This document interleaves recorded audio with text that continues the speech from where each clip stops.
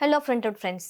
40 வயசு ஒரு நபருக்கு 19 வயசு ஒரு இளம் பெண்ணை கடந்த ஆண்டு கல்யாணம் பண்ணி வச்சாங்க.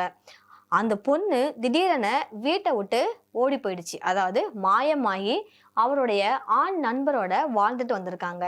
இதனால ரொம்பவே அதிர்ச்சியான அந்த பெண்ணோட கணவர் நீதிமன்றத்துல ஆட்கொணர்வு மனு தாக்கல் செஞ்சிருக்காரு. அந்த வழக்கு விசாரணைனப்ப சினிமா காட்சிகளை மிஞ்சுற அளவுக்கு ரொம்பவே பரபரப்பான சம்பவம் நடைபெற்றிருக்கு. மத்திய பிரதேசத்தை சேர்ந்த 40 வயசு இருக்கிற ஒரு ஆண் நபருக்கும் 19 வயசு சேர்ந்த ஒரு பெண்ணுக்கும் கல்யாணம் பண்ணி வச்சிருக்கிறாங்க. ஓராண்டுக்கு முன்பாக தான் இந்த கல்யாணம் நடந்திருக்கு. அந்த பெண்ணுக்கு அவருடைய ஆண் நண்பர் ஒருத்தருடைய பழக்கமும் ஏற்பட்டிருக்குது. ஒரு நாள் திடீர்னு பார்த்தா அவரை காணும் வீட்ல. அந்த கணவர் அதிர்ச்சி அடைஞ்சிட்டாரு. எங்க நம்ம மனைவியை காணுமே அப்படின்னு.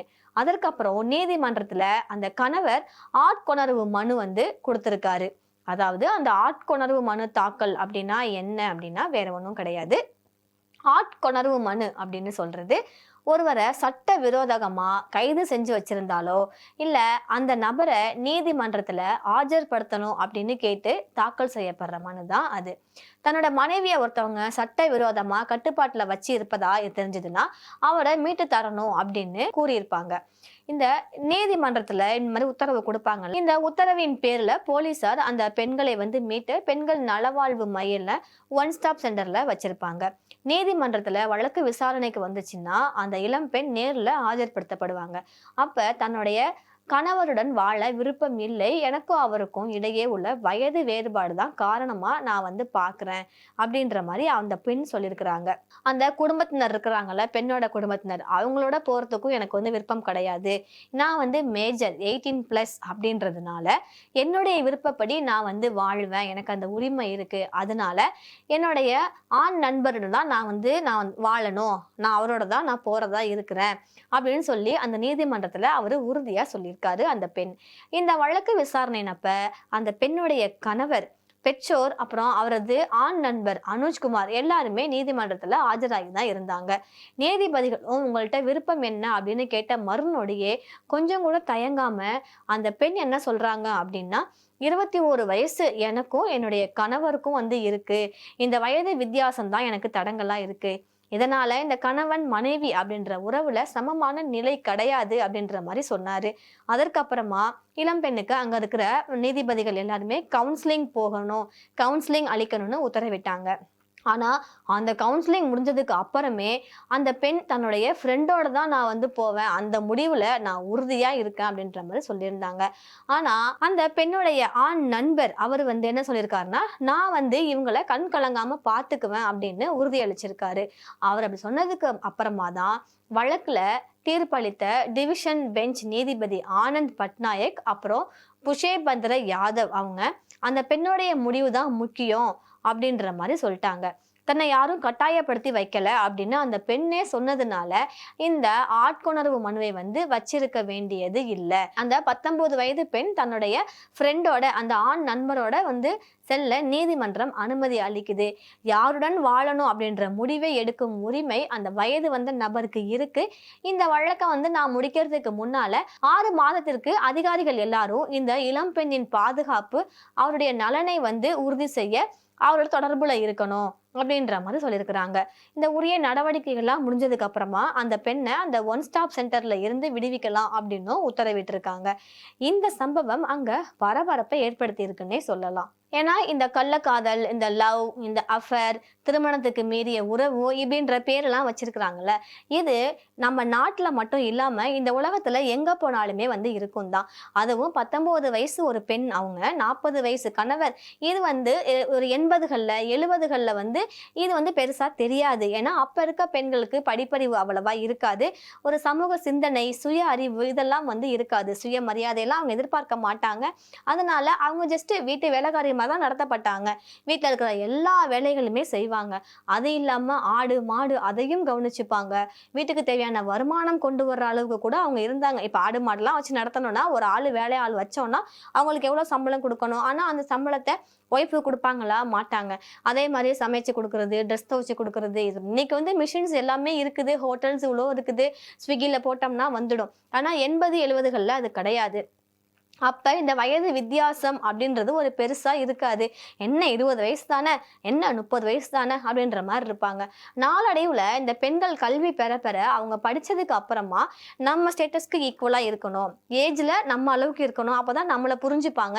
ஏன்னா ஆசைகள் அப்படின்றது எல்லாருக்குமே இருக்கும். இப்ப ஒரு பெண்ணுக்கு பாடணும்னு பிடிக்கும் அப்படின்னா அது அந்த கணவருக்கும் அந்த இது பிடிச்சிருக்கணும். அவருக்கு வந்து சங்கீதம், இசை இதெல்லாம் பிடிக்காது அப்படின்ற பட்சத்துல அந்த பெண் பாடும்போது எரிச்சலா தான் வரும். இவன் ஏன் இப்ப பார்த்தாலும் பாட்டையே பாடிட்டு இருக்கிறா அப்படின்ற மாதிரி எரிச்சல் தான் வரும்.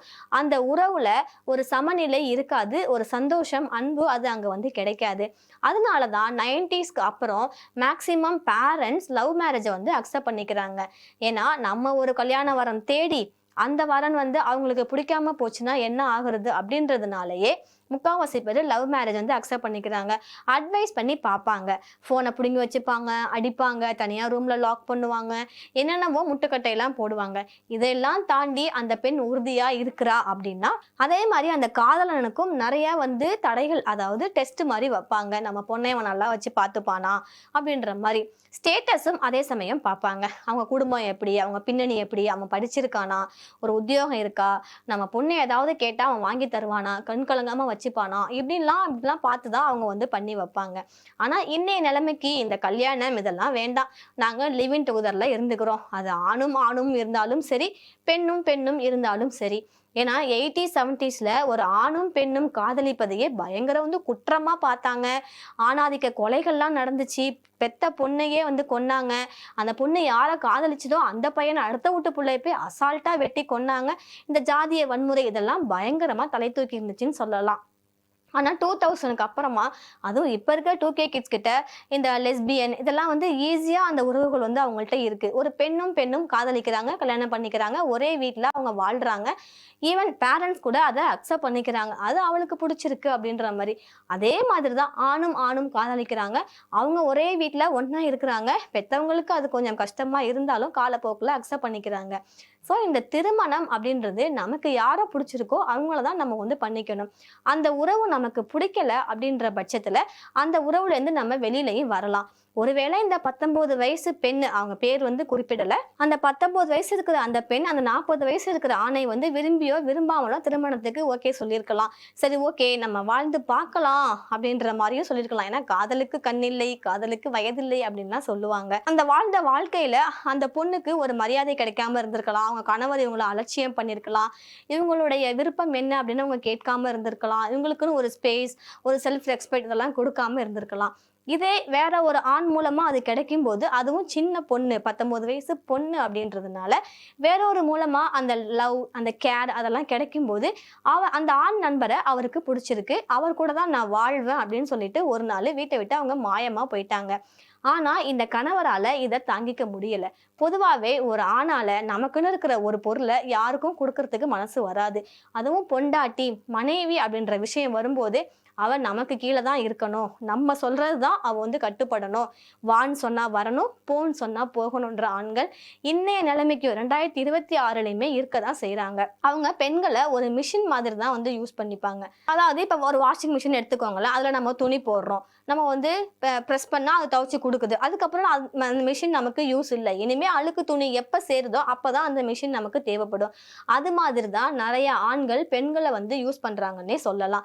அவங்க என்ன நினைக்கிறாங்களோ அதான் பெண்கள் பேசணும், அவங்கள தாண்டி எதுவும் செஞ்சிடக்கூடாதுன்னு நினைக்கிற ஆண்கள் இன்னைக்கு வரைக்குமே கிராமங்கள் சைடோ இந்த மாதிரி படிக்காத இடங்கள் இருக்கும்ல, உத்தரப்பிரதேசம், மத்திய பிரதேசம், இந்த மாதிரி இடங்கள்ல வந்து இருக்கதான் செய்யறாங்க. ஸோ இது மாதிரி அந்த ஆண் இருந்ததுனால கூட அந்த பெண் வந்து அந்த ஆண் நண்பர் மூலமா அந்த லவ் கேர் அதெல்லாம் கிடைச்சதுனால கூட அவங்க வீட்டை விட்டு வந்திருக்கலாம், மாயமாகி போய் அவங்களோட வந்து வாழ்ந்திருக்கலாம். இதை இந்த உச்சநீதிமன்றம் வந்து சரியான தீர்ப்பு தான் சொல்லியிருக்கிறாங்க. ஏன்னா அவங்க மேஜர் 18+ அப்படின்றதுனால யார் கூட வாழணும், யார் கூட வாழ்ந்தா அவங்க சந்தோஷமா இருப்பாங்க அப்படின்றத அவங்க தான் முடிவு பண்ணணும். அவங்க அந்த ஆண் நண்பர் கூட போறேன்னு முடிவு பண்ணதுனால மட்டும்தான் இந்த நீதிமன்றம் வந்து அவங்கள அந்த ஆண் நண்பனோட போக வந்து உத்தரவு விடுது. அது மட்டும் இல்லாம ஒரு 6 மாச காலத்துக்கு அந்த பெண்ணுக்கு நம்ம பாதுகாப்பு உதவியும் கொடுக்கணும். இந்த போலீஸார், லாயர்ஸ் இவங்கெல்லாம் அந்த பெண்ணோட கான்டாக்ட்லயே இருக்கணும். உங்க லைஃப் சேஃபா போகுதா, எதுவும் பிரச்சனை பிரச்சனை இருக்கா அப்படின்ற மாதிரி கேட்டுக்கணும். ஏன்னா இந்த கணவனோ இல்ல கணவனை சார்ந்து இருக்கிற அந்த உறவினர்களோ கண்டிப்பா ஏதாவது ஒரு பிரச்சனை பண்ணுவாங்க அப்படின்ற மாதிரி நீதிபதிக்கு தெரிஞ்சிருக்கு. அதனால அவரு இந்த ஒரு தீர்ப்பை வந்து கொடுத்திருக்கிறாரு. இந்த தீர்ப்பு நிறைய பேருக்கு வந்து மன சங்கடத்தை வந்து உண்டுபடுத்தும். என்னடா இது, கணவனோட அனுப்பாம பாய் ஃப்ரெண்டு கூட அனுப்புறாங்களே அப்படின்ற மாதிரி மன சங்கடத்தை வந்து ஏற்படுத்தும். ஒரு பெண்ணுக்கு வந்து மதிப்பு கொடுக்கறவங்களா இருந்தா இது அவளுடைய இஷ்டம், யார் கூட வாழணுமோ அதை அவ தான் முடிவு பண்ணணும் அப்படின்ற முடிவை ஏத்துக்கிற ஆண்கள் நம்ம சமுதாயத்துல கம்மியா தான் இருக்கிறாங்க. நீங்க எந்த ரகம்ன்றத எங்களுக்கு கமெண்ட்ல சொல்லுங்க. தேங்க்யூ.